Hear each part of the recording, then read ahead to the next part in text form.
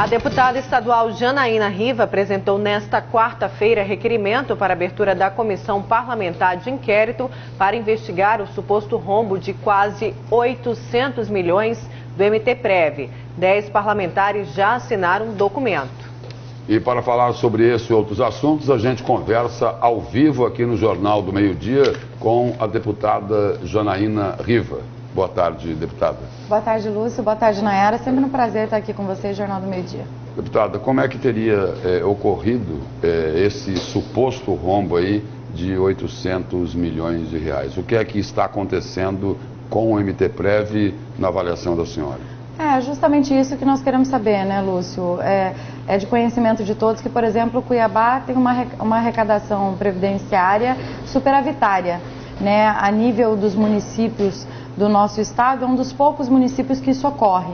E dentro de Mato Grosso começou a surgir algumas especulações acerca de desvio de finalidade do recurso arrecadado na Previdência Estadual, né? Então essas denúncias começaram desde o início da gestão atual do governo Pedro Taques, e aí começou algumas discussões acerca de um rombo que seria de 350 milhões, que hoje é de 700 milhões, e é justamente a finalidade da CPI, é exatamente a resposta dessa pergunta que você fez. A gente quer descobrir o porquê de hoje o MTPrev ter esse rombo de 800 milhões aproximadamente e da onde isso surgiu, quando começou a surgir esse déficit na nossa Previdência. Deputado, a informação aí é de que a CPI, para ser instalada, já teria 10 assinaturas de deputados. Para ter 10 assinaturas, tem parlamentar aí da base do governo. E aí? Vão manter a assinatura? Tem parlamentares da base do governo e eu estou cobrando essa postura deles, sabe? Eu acho que quem não deve não teme, não tem que ter esse medo de ser investigado. E o governo deveria ver a CPI como uma forma de ajudar o governo, de dar esse suporte para que nós possamos achar uma solução para o MTPrev, né? Será que a solução é só aumentar a contribuição? O nosso contribuinte ele já está sobrecarregado. Então a gente vai aumentar de 11% para 14% sem antes fazer uma discussão da gestão desse recurso. Então hoje nós temos as assinaturas de 10 deputados, eu apresentei agora pela manhã na Assembleia Legislativa e espero que os meus colegas parlamentares honrem a sua assinatura que estão ali e permaneçam com a sua assinatura ali. Eu fui bem clara para eles, Lúcio, eu não faço questão da presidência. Se for para a gente fazer um trabalho sério, eu abro mão da presidência para que seja um deputado da base. O meu interesse não é fazer política ali dentro.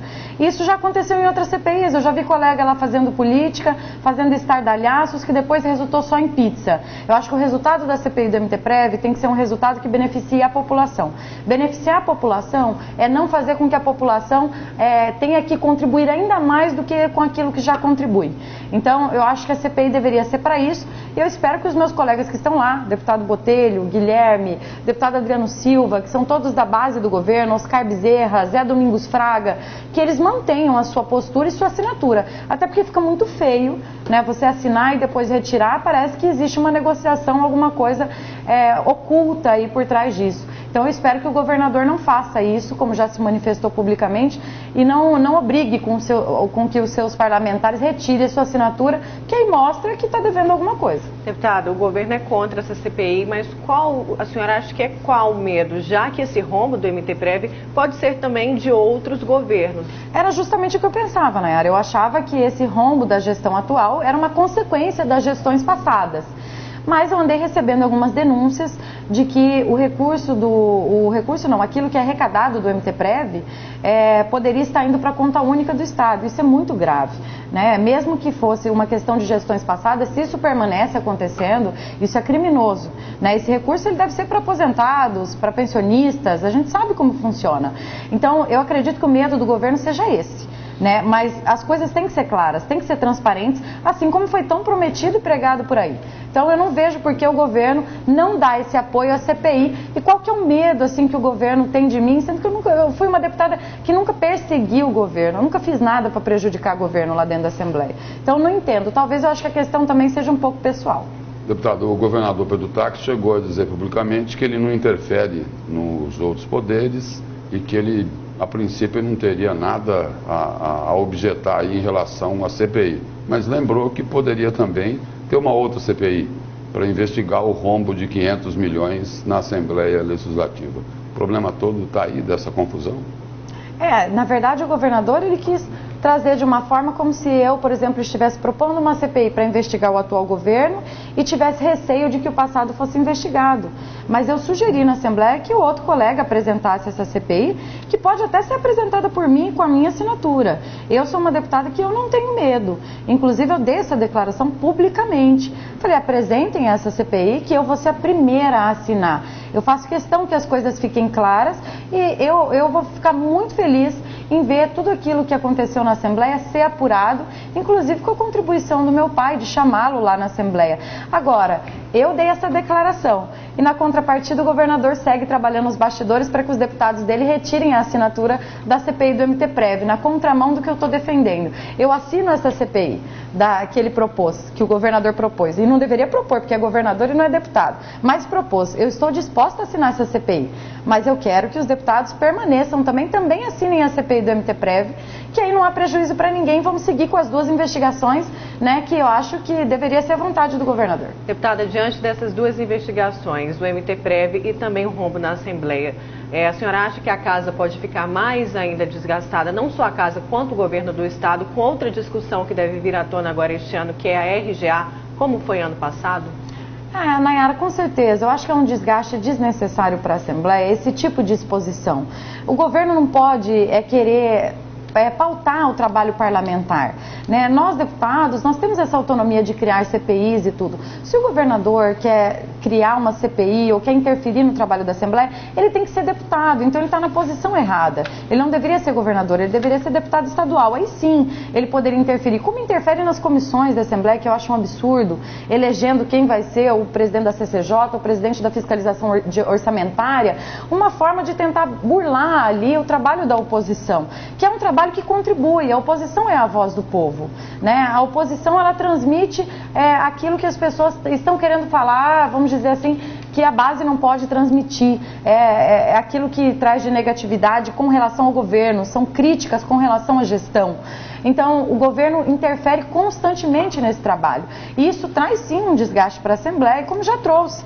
A CPI, por exemplo, já poderia até estar formada agora, montada, com deputados da base da oposição e funcionando, sem prejuízo a ninguém. Mas, ao contrário disso, o governador tratou lá e acabou criando um clima na casa muito ruim.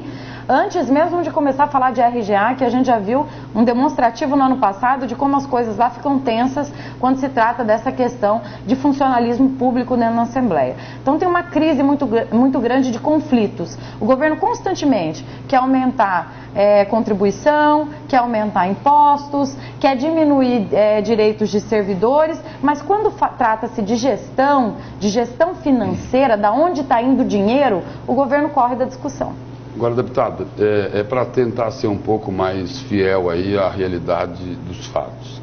A relação do Poder Executivo e da sua bancada de sustentação no Legislativo, não agora, mas ao longo do tempo, não é sempre essa? Sempre foi, né, Lúcio? Infelizmente, eu acho que Mato Grosso perdeu muito com isso. Em todos os governos. E Mato Grosso perdeu muito com isso, muito. A gente tem que reconhecer aqui que se no passado, na Assembleia Legislativa, tivesse cumprido o seu papel, que era de fiscalizar, talvez Mato Grosso não estaria na situação que está hoje. Então, às vezes eu vejo o governador, por exemplo, falar do passado constantemente e esquece que a maioria da base hoje do governo, dos deputados estaduais, eram deputados na legislatura passada. Eu não era deputada, mas a maioria dos deputados que são base governista estavam no passado e estão cometendo o mesmo erro. É por isso que a senhora disse que assinaria com tranquilidade essa CPI para apurar um suposto rombo de 500 milhões? Com certeza, é por isso? Com certeza. E com outra tranquilidade, Lúcio, que isso também tem o apoio do Ministério Público e do Tribunal de Justiça, que está fazendo já esse trabalho.